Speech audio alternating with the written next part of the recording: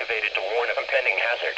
Tests of these receivers are normally conducted by the National Weather Service every Wednesday between 11 a.m. and noon.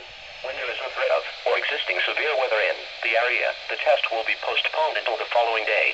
This ends the test of the National Weather Service weather radio warning alarm.